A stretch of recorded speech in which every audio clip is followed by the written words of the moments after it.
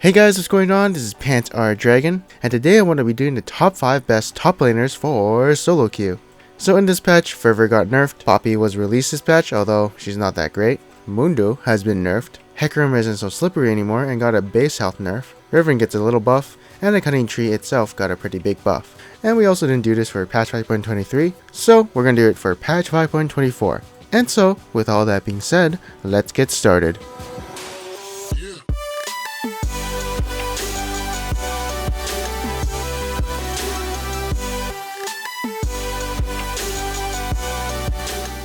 So at number 5 is gonna be Shen. So Shen is still gonna be here in this tier list. The reason he is here is because of his healing coming from his Q, being a tank and synergizing with the new masteries, and his scaling with health. The mastery, Grasp of the Undying, is definitely one of the best, if not the best, mastery in the game right now. Then obviously tanks will be the strongest in the top lane, along with armor and magic resist being, very good in this meta we have right now. So yeah, tanks, well, basically number 1. Unless you are Gangplank, then it's kind of a different story, seeing as how he's one of the only champions in the game to have armor penetration. Like Season 5 armor penetration, not that bonus armor penetration shit. Along with theirs, and there's probably another one too, but having 40% armor penetration on them barrels will definitely do a lot of damage to those nasty tanks. Having synergy with crit items plus having a lot of CDR is great for Gangplank, as he is an AD carry in a sense too. Also having a global ultimate to wave clear a tower if needed, or to help someone across the map or even help himself is great utility. The buff coming to the Cutting Tree also does help him a bit, since he does enjoy armor penetration and magic penetration coming from his ultimate and barrels. But yeah, even though he got nerfed in patch 5.21, I feel like he's still going to be mid game and late game Gangplank, as he probably can get a lot of mana back with Essence Reaver.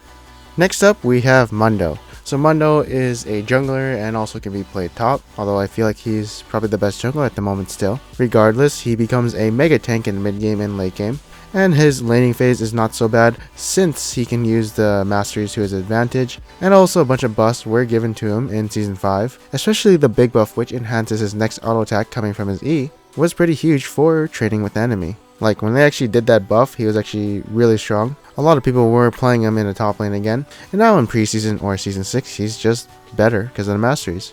Next up we have Trundle. So Trundle, with the season 6 masteries, again is one of the strongest at the moment. So the masteries like runic armor giving him more sustain in the lane, from his passive, and also having synergy with his ultimate is very nice, along with being the anti-tank champion in this meta where tanks are dominant makes him a really great champion. Now, for some reason, I don't know why, but when they increased his melee range attack from 125 to 175, it actually made his win rate go up by like 6%. Apparently, it was a really big buff, or people just realized that he was really good with the masteries and didn't know how to play him in the first patch of the preseason. So I'm a bit confused, but at the moment I felt his presence in the game, how strong he was. He even might make the support tier list because, well, I felt the strength of his support. And also that is another place I've been seeing him being played. So I don't know, maybe he's really good in the bottom lane as a support, or he's also good in the top lane. The jungle is even good for him because he likes the lifesteal on hit from the machete, but I just feel like he's more of a top laner or support.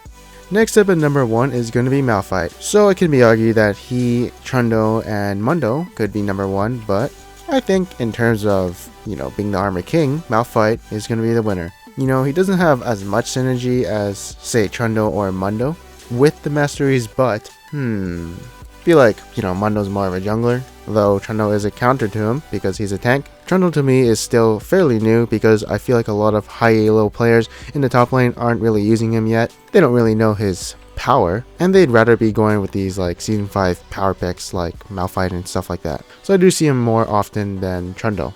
In fact, I feel like I'm the only one who plays him in my ELO when I'm playing top lane at the moment. Is there anything bad with Trundle that I see except for like getting kited? Not really. I mean, he was in the LCS once before, so there shouldn't be a lot of problems with him being played. Oh yeah, I forgot to say W synergy with, that Grasp of the Undying is, well, fairly nice. Next up we're going to be doing the honorable mentions, and first up is going to be Aurelia.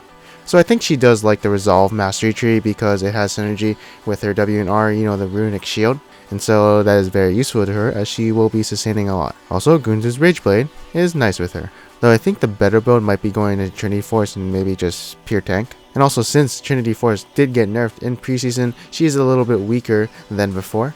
but nonetheless still a good champion. And next up is going to be Hecarim. So they nerfed his health and hit point per growth stat, while also taking the slip and slide between minions so he can't go up and auto attack them through the creeps. And I also think he has a pretty big model for a champion, so maybe there's going to be a lot of creep blocking going on, I'm not sure. But his win rate went down by like 2%, which isn't a lot technically and highly low, so I think he's actually still pretty good. And next up is going to be Quinn. So Quinn, still a really annoying champion with that stupid Q. And I think she's being more played in the solo lane or AD carry than a jungler ever since those nerfs that happened to her in this patch. And I do think it's fairly easy to kill her in the top lane, but the thing I like about Quinn, of course, is her blind, but how well she scales in the mid game and late game once she gets some items like rapid fire cannon and bloodthirster and just assassinating targets with their ultimate. It's just really nice for her. And then next up we have Fiora. So Fiora in this patch, I feel like she got a nerf because the Fervor of Battle Keystone Mastery got nerfed this patch, and that was definitely one of her best Keystone Masteries, but there's also the Cunning Tree waiting for her. And I don't think I've talked about her since the preseason changes, but I feel like she was indirectly nerfed in this season because of the price increase to Ravenous Hydra and Black Cleaver. So that kind of sucks for her, but at least she has true damage with her ultimate and passive. Oh yeah, and there was also like nerfs coming to her after her first buff after release. Anyways, that is it for this video. I hope you guys enjoyed it. Let me know if you did like this video by giving a thumbs up, or if you didn't like it, give me a thumbs down. Hopefully this video helped your insight on the top lane and basically showing you that tanks are the dominant ones right now, or well, champions who can use the resolve tree. Anyways, thank you guys for your time. I am Panther Dragon, and I'll see you guys next time.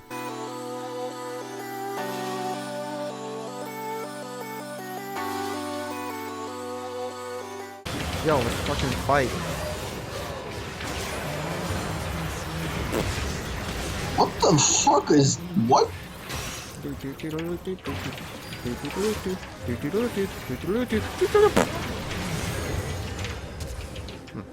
Were you just doing Woody Woodpecker? Oh, look.